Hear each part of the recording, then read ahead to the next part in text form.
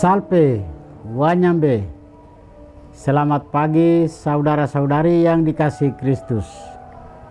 Mari kita mengawali hari baru dengan mendengarkan firman Tuhan yang diambil dari Injil Matius pasal 9 ayat 14 sampai dengan 15. Tuhan bersamamu. Inilah Injil suci menurut Matius. Sekali peristiwa, datanglah murid-murid Yohanes kepada Yesus dan berkata, "Mengapa kami dan orang-orang Farisi berpuasa, tetapi murid-muridmu tidak?" Jawab Yesus kepada mereka, "Dapatkah sahabat-sahabat mempelai laki-laki berduka cita selama mempelai itu bersama mereka? Namun akan datang harinya mempelai itu diambil dari mereka, dan pada waktu itulah mereka akan berpuasa." Demikianlah sabda Tuhan. Saudara-saudari yang dikasihi Kristus, tema kita hari ini adalah apa tujuannya dan kepada siapa kita berpuasa. Melalui Nabi Yesaya, Tuhan menegur umat yang berpuasa secara lahiriah, tetapi hidup dalam ketidakadilan. Israel merasa kecewa karena mereka merasa sudah rajin berpuasa dan beribadat. Namun Tuhan seolah tidak menjawab doa mereka. Tuhan menyingkapkan alasannya. Puasa mereka tidak disertai perubahan hidup.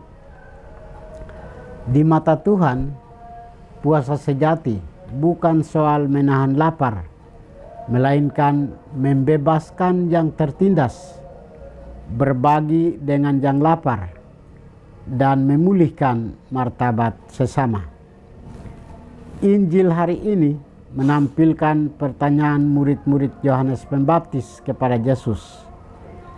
Mengapa murid-murid Yesus tidak berpuasa?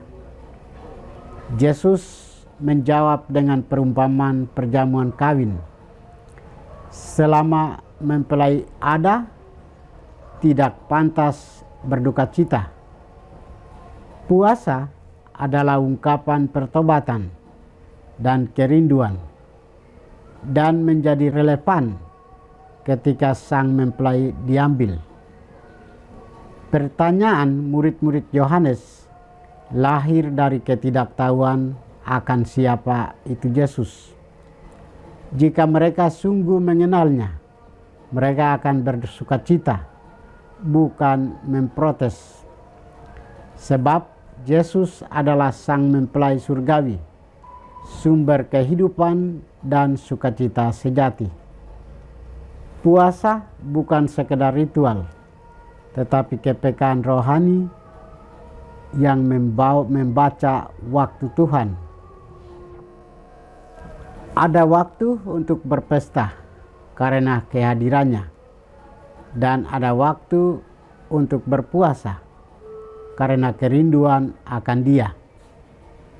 Puasa sejati selalu menuntun pada kasih, keadilan, dan pembaharuan hidup.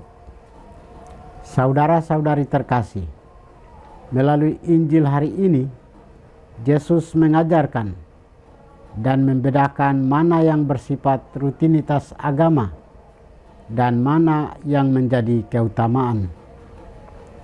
Kita diajak untuk menjalin hubungan dan menempatkan ketepatan waktu bagi Tuhan. Kita diingatkan bahwa ritual apapun yang kita lakukan, kalau tanpa memahami siapa yang ada di hadapan kita, berarti akan kehilangan maknanya. Kita mengungkapkan kerinduan akan kehadiran Kristus dalam hidup kita, sembari menantikan kedatangannya kembali. Ketika kita melakukan ritual keagamaan, kita harus selaras dengan tindakan kasih. Tuhan menjanjikan 4 hal. Pertama, terang. Kebingungan akan hilang dan petunjuk Tuhan akan muncul seperti fajar. Kedua, pemulihan. Luka-luka kita secara batin maupun situasi akan cepat sembuh. Ketiga, perlindungan. Kemuliaan Tuhan akan menjadi pengawal di belakang hidup kita.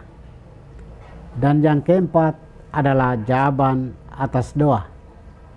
Saat kita menyebut nama Tuhan, Dia akan menjawab dengan sangat dekat. Aku ada, atau inilah aku. Marilah terus berproses dalam pembaharuan diri secara terus-menerus hingga akhir hidup kita. Dengan pertobatan kita berani menanggalkan cara hidup lama dan selalu mengenakan cara hidup yang baru di dalam Kristus. Tuhan memberkati kita. Marilah kita berdoa. Tuhan, pagi ini kami kembali naikkan puji dan syukur kepadamu. Terima kasih karena Engkau sudah menjaga kami saat kami tidur maupun bangun. Terima kasih untuk udara sejuk dan segar pagi ini. Kami mohon, bukalah mata hati kami, agar kami mampu memandang kemurahan dan karya-Mu. Rahmatilah kami dengan kuasa Roh-Mu, agar kami mampu untuk bertobat dan memuji serta memuliakan-Mu melalui pekerjaan dan pelayanan kami hari ini. Kristus terang dunia, berkatilah keluarga kami.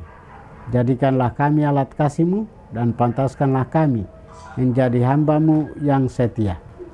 Demi Kristus, Tuhan dan pengantara kami. Tuhan bersamamu. Semoga kita sekalian, orang-orang yang kita kasih dan doakan, seluruh aktivitas kita hari ini dibimbing, dilindungi, dan diberkati oleh berkat Allah yang Maha Kuasa, Bapa dan Putra dan Roh Kudus.